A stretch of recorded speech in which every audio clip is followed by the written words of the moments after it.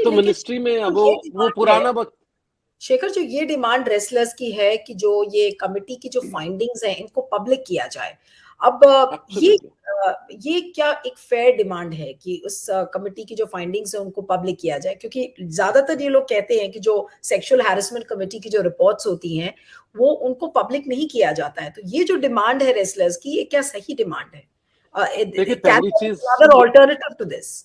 जी नहीं, देखिए, जो पब्लिक नहीं किया जाता वो नाम है। अगर आप देखें कि हम नाम दे देते हैं, कोई भी बेटी के साथ गलत होता है निर्भया बना देते हैं, कोई और नाम दे देते हैं, लेकिन कमेटी की फाइंडिंग्स तो सुप्रीम कोर्ट भी तो पब्लिक करती है। वो भी तो बताती है अगर हमने फांसी दी है उन 5 निर्दयी लोगों को निर्भया कांड में, किस बेसिस पे दी है।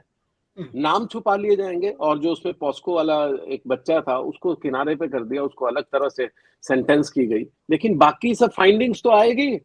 क्या हुआ ब्रिजभूषण शरण सिंह जब वहां पर गए थे फाइंडिंग कमेटी के सामने पेश हुए, उनका पक्ष क्या था, उन्होंने क्या कहा?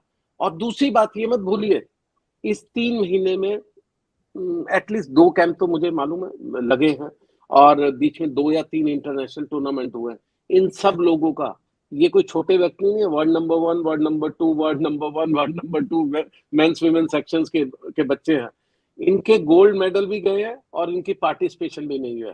ब्रिजभूषण शरण सिंह तो वैसे ही घूम रहे हैं, वो तो अपना पूरे कैंपेन्स भी उसी तरह कर रहे हैं, उनके बच्चे भी वैसे ही खेल खा रहे हैं, और ये बच्चे अपने घर पर बैठे हुए विदाउट ट्रेनिंग के, ट्रेनिंग जरूर कर रहे होंगे, दे आर प्रोफेशनल, लेकिन विदाउट टूर्नामेंट खेले हुए ये तो घर पर कहते हैं ना, सुखने डाल दिया आपने धूप के नीचे कि जाइए आप सड़िए, अब आपको तारों पर हमने डाल दिया, अब हमारी मर्जी होगी, हम आपको कब यहाँ से खेलने के लिए इजाजत देंगे।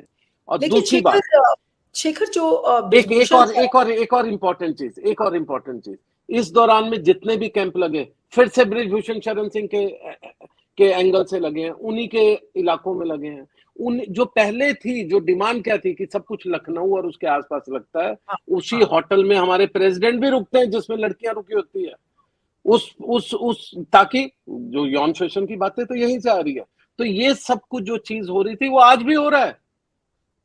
तो पहली बात, आपने इस 3 महीने में अगर कमेटी ने किसी को समन भी किया, वो तो छोड़िए, आपने नहीं बताया, लेकिन आपने डिफरेंस क्या पैदा किया? ये जो केयर टेकर कमेटी थी मैरी कॉम की, उन्होंने क्या डिफरेंट किया है?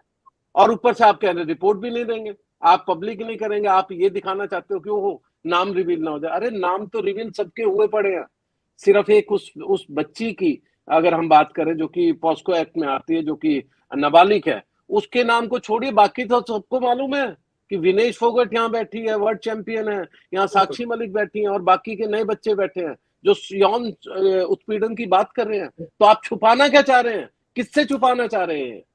बिल्कुल शेखर, लेकिन जो बात समझ में नहीं आ रही है कि इतने बड़े बड़े चैंपियंस, पहलवान जो कि देश के लिए इतने बड़े बड़े मेडल्स लेकर आए, एक तरीके से इस पर्टिकुलर इंसिडेंट का एक इंटरनेशनल फॉल आउट भी होता है। पूरी दुनिया देख रही है कि आपके रेसलर्स इस तरीके से फुटपाथ पे पड़े हुए हैं।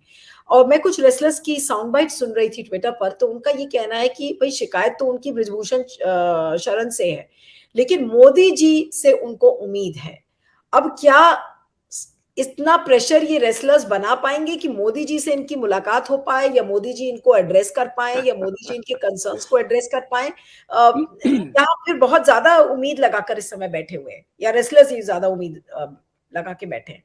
देखिए, पहली बात, मुझे नहीं मालूम है, अगेन पॉलिटिक्स ऐसी चीज है जिसमें सबका इंटरेस्ट रहता है। मुझे भी मालूम है पिछले कुछ दिनों में क्या हो रहा है। मोदी जी कभी नहीं बोलते। मोदी जी, हाँ, अगर आप कहीं पर बाघ देखने गए हो या फोटोग्राफी हो रही है तो उसमें आपके जरूर फोटोज दिखते हैं, लेकिन कोई भी मामला हो, right from Pulwama to Satyapal Malik to everyone, उनका कोई साउंड बाइट नहीं आता।